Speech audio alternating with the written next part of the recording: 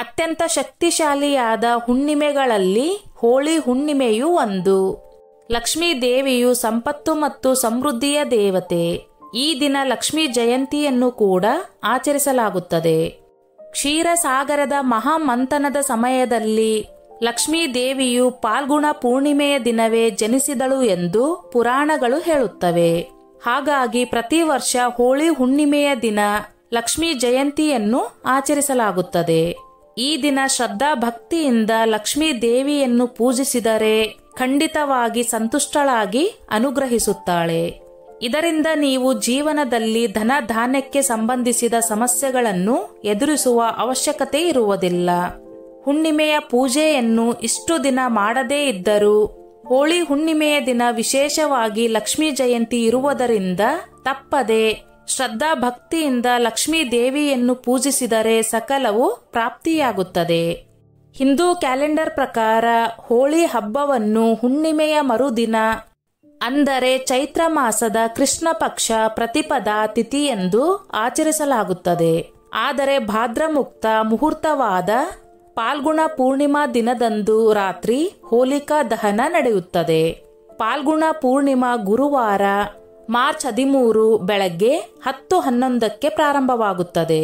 ಭಾದ್ರ ಕೂಡ ಅದೇ ಸಮಯದಿಂದ ಪ್ರಾರಂಭವಾಗುತ್ತದೆ. ಭದ್ರ ಗುರುವಾರ ರಾತ್ರಿ 10:37 ಇರುತ್ತದೆ. ಆದರೆ ಮಾರ್ಚ್ 14 ಶುಕ್ರವಾರದ ಹುಣ್ಣಿಮೆ ತಿಥಿ ರಾತ್ರಿ 11:15 ಮಾತ್ರ ಇರುತ್ತದೆ.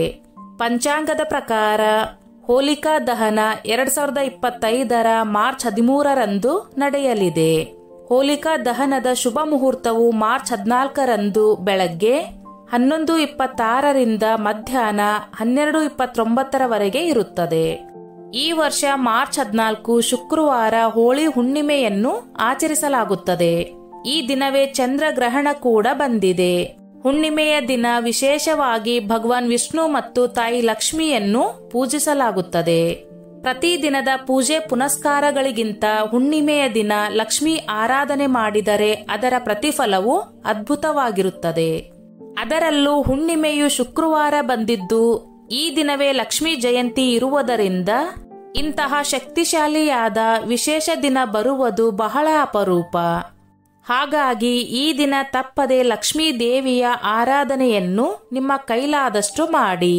ಇದರಿಂದ ದುಪ್ಪಟ್ಟು ಅಷ್ಟೈಶ್ವರ್ಯಗಳು ಪ್ರಾಪ್ತಿಯಾಗುವುದಲ್ಲದೆ ಕೋಟಿ ಜನ್ಮಗಳ ಪುಣ್ಯ ಲಭಿಸುತ್ತದೆ. ಹೋಳಿ ದಹನವು ಕೆಟ್ಟದರ ಮೇಲಿನ ಒಳ್ಳೆತನದ ವಿಜಯದ ಸಂಕೇತವಾಗಿದೆ. ಈ ದಿನದಂದು ಅಗ್ನಿ ದೇವನನ್ನು ಪೂಜಿಸಿ ಧಾನ್ಯಗಳು, ಬಾರ್ಲಿ, ಸಿಹಿ ತಿಂಡಿಗಳನ್ನು ಅಗ್ನಿ ದೇವನಿಗೆ ಅರ್ಪಿಸಲಾಗುತ್ತದೆ. ಅದಕ್ಕಾಗಿಯೇ ಹೋಳಿ ದಹನದ ಭಸ್ಮವನ್ನು ಅತ್ಯಂತ ಪವಿತ್ರವೆಂದು ಹೇಳಲಾಗುತ್ತದೆ. ಹೋಳಿ ದಹನದ ಭಸ್ಮವನ್ನು ಮನೆಗೆ ತಂದು ಅದನ್ನು ದೇವರ ಮನೆ ಅಥವಾ ಪವಿತ್ರ ಸ್ಥಳದಲ್ಲಿ ಇಡುವುದಕ್ಕೆ ವಿಶೇಷ ಮಹತ್ವವಿದೆ. ಹುಣ್ಣಿಮೆಯ ದಿನದಂದು ಬೆಳಗ್ಗೆ ಬೇಗನೆ ಎದ್ದು ಸ್ನಾನ ಮಾಡಿ ಶುಭ್ರವಾದ ಬಟ್ಟೆಗಳನ್ನು ಧರಿಸಿ, ಈ ದಿನ ಸಾಧ್ಯವಾದರೆ ಹಳದಿ ಅಥವಾ ಬಿಳಿ ಬಟ್ಟೆಗಳನ್ನು ಧರಿಸಿದರೆ ಉತ್ತಮ. ಪೂಜೆ ಮಾಡುವ ಸ್ಥಳದಲ್ಲಿ ಅಂದರೆ ದೇವರ ಮನೆಯಲ್ಲಿ ಗಂಗಾಜಲ ಅಥವಾ ಅರಿಶಿಣದ ನೀರನ್ನು ಸಿಂಪಡಿಸಿ ಶುದ್ಧಗೊಳಿಸಿ ನಂತರ ಪೂಜೆಯನ್ನು ಪ್ರಾರಂಭಿಸಬೇಕು. ಈ ದಿನದಂದು ಭಗವಾನ್ ವಿಷ್ಣುವಿನ ನರಸಿಂಹ ಅವತಾರವನ್ನು ಪೂಜಿಸಲಾಗುತ್ತದೆ. ಇದರ ಜೊತೆಯಲ್ಲಿ ಈ ದಿನ ತಾಯಿ ಲಕ್ಷ್ಮೀ ದೇವಿಯನ್ನು ಕೂಡ ವಿಶೇಷವಾಗಿ ಪೂಜಿಸಬೇಕು. ಸಂಪಿಗೆ, ಮಲ್ಲಿಗೆ, ಗುಲಾಬಿ ಅಥವಾ ಬಿಳಿ, ಕೆಂಪು, ಹಳದಿ ಬಣ್ಣದ ಯಾವುದಾದರೂ ಹೂಗಳನ್ನು ವಿಷ್ಣು ಸಮೇತ ತಾಯಿ ಲಕ್ಷ್ಮಿಗೆ ಅರ್ಪಿಸಿ ಪೂಜೆಯನ್ನು ಮಾಡಬಹುದು. ಈ ದಿನ ವಿಶೇಷವಾಗಿ ವಿಷ್ಣು ಮತ್ತು ಲಕ್ಷ್ಮೀ ದೇವಿಯ ವಿಗ್ರಹವಿದ್ದರೆ ಪಂಚಾಮೃತ ಅಭಿಷೇಕ ಮಾಡಿದರೆ ಬಹಳ ಶ್ರೇಷ್ಠ.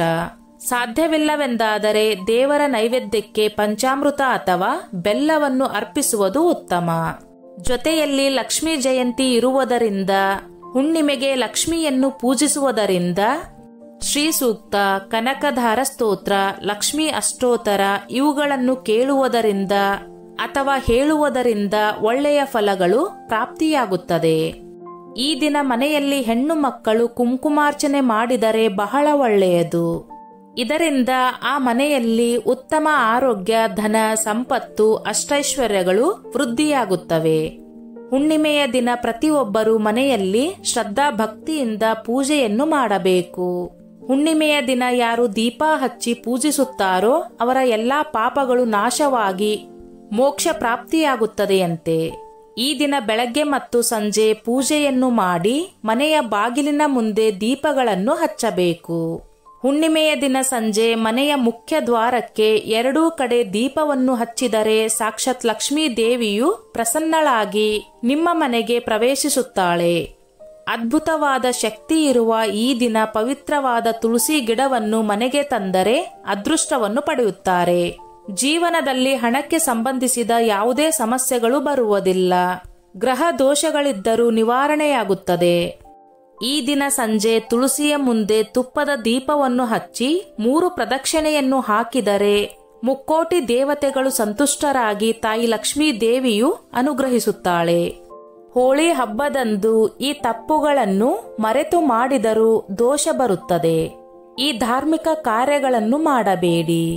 ಹೋಳಿ ಹಬ್ಬದಂದು ಕ್ಷೌರ, ಮದುವೆ, ನಾಮಕರಣ, ಅನ್ನಪ್ರಾಸನ ಸೇರಿದಂತೆ 16 ವಿಧಿವಿಧಾನಗಳಲ್ಲಿ ಯಾವುದೇ ಸಂಪ್ರದಾಯವನ್ನು ಈ 8 ದಿನಗಳ ನಡುವೆ ಮಾಡಬಾರದು ಎಂಬುವುದು ಧಾರ್ಮಿಕ ನಂಬಿಕೆ.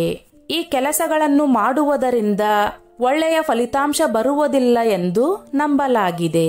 ಹೋಳಿ ಹಬ್ಬದ ಸಮಯದಲ್ಲಿ ಯಾವುದೇ ಹೊಸ ವಾಹನವನ್ನು ಖರೀದಿಸಬೇಡಿ. ನೀವು ಏನನ್ನಾದರೂ ಖರೀದಿಸಬೇಕಾದರೆ ಅದನ್ನು ಮುಂಚಿತವಾಗಿ ಬುಕ್ ಮಾಡಿ. ಇದರ ನಂತರ ನೀವು ಹೋಳಿಯಲ್ಲಿ ವಾಹನವನ್ನು ಮನೆಗೆ ತರಬಹುದು. ಆದರೆ ಹೋಳಿ ಹಬ್ಬದ ಸಮಯದಲ್ಲಿ ಮರೆತು ಕೂಡ ಭೂಮಿ ಮತ್ತು ವಾಹನವನ್ನು ಕೊಂಡುಕೊಳ್ಳಬೇಡಿ. ಇವುಗಳನ್ನು ಪ್ರಾರಂಭಿಸಬೇಡಿ. ಈ ಅವಧಿಯಲ್ಲಿ ಯಾವುದೇ ಹೊಸ ವ್ಯವಹಾರವನ್ನು ಸಹ ಪ್ರಾರಂಭಿಸಬೇಡಿ. ಜ್ಯೋತಿಷ್ಯ ಶಾಸ್ತ್ರದ ಪ್ರಕಾರ ಹೋಳಿ ಹಬ್ಬದ ದಿನಗಳಲ್ಲಿ ಹೆಚ್ಚಿನ ಗ್ರಹಗಳು ಉರಿಯುವ ಸ್ಥಿತಿಯಲ್ಲಿರುತ್ತವೆ. ಅಂತಹ ಪರಿಸ್ಥಿತಿಯಲ್ಲಿ ಅವರ ಸಹಕಾರವು ಲಭ್ಯವಿರುವುದಿಲ್ಲ. ಇದರಿಂದ ವ್ಯಾಪಾರದಲ್ಲಿ ನಷ್ಟ ಉಂಟಾಗಬಹುದು. ಇದನ್ನು ಖರೀದಿಸಿದರೆ ಅಶುಭ. ಹೋಳಿ ಹಬ್ಬದ ಸಮಯದಲ್ಲಿ ಯಾವುದೇ ಮನೆ ಅಥವಾ ಪ್ಲಾಟ್ ಅನ್ನು ಸಹ ನೋಂದಾಯಿಸಬೇಡಿ. ಇದು ನಿಮಗೆ ಶುಭ ಫಲವನ್ನು ಎಂದಿಗೂ ನೀಡುವುದಿಲ್ಲ. ನೀವು ಮನೆಯನ್ನು ಕಟ್ಟುತ್ತಿದ್ದರೆ ಮತ್ತು ಈ ಕೆಲಸವು ಹೋಳಿ ಹಬ್ಬದ ಮೊದಲು ಪ್ರಾರಂಭ ಮಾಡಿದರೆ ನೀವು ಇದನ್ನು ಹೋಳಿ ಹಬ್ಬದಲ್ಲೂ ಮುಂದುವರೆಸಬಹುದು. ಆದರೆ ಈ ದಿನಗಳಲ್ಲಿ ಪ್ರಾರಂಭಿಸಬೇಡಿ. ಬದಲಾಗಿ ಈ ಮೊದಲೇ ಪ್ರಾರಂಭವಾಗಿದ್ದರೆ ಅದನ್ನು ಮುಂದುವರೆಸಿಕೊಂಡು ಹೋಗಬಹುದೇ ಹೊರತು ಹೋಳಿ ಹಬ್ಬದಲ್ಲಿ ಕಟ್ಟಬಾರದು. ಹೋಳಿ ಆಡಬೇಕಾದರೆ ಹಳೆಯ ಕೊಳಕಾದ ಬಟ್ಟೆಗಳನ್ನು ಧರಿಸಿ ಹೋಳಿ ಆಡಬಾರದು. ಎಲ್ಲಿ ಕೊಳಕು ಇರುತ್ತದೆಯೋ ಅಲ್ಲಿ ರಾಹುವಿನ ವಕ್ರದೃಷ್ಟಿ ಇರುತ್ತದೆ. ಒಂದು ಸಾರಿ ರಾಹುವಿನ ವಕ್ರದೃಷ್ಟಿ ಬಿದ್ದರೆ ಅನೇಕ ರೀತಿಯ ಸಮಸ್ಯೆಗಳನ್ನು ಎದುರಿಸಬೇಕಾಗುತ್ತದೆ. ಹೋಳಿ ಹುಣ್ಣಿಮೆ ದಿನ ಮಣ್ಣನ್ನು ಒಬ್ಬರಿಗೊಬ್ಬರು ಎಸೆಯಬಾರದು. ಇದರಿಂದ ರಾಹುವಿನ ದೋಷ ಉಂಟಾಗುತ್ತದೆ.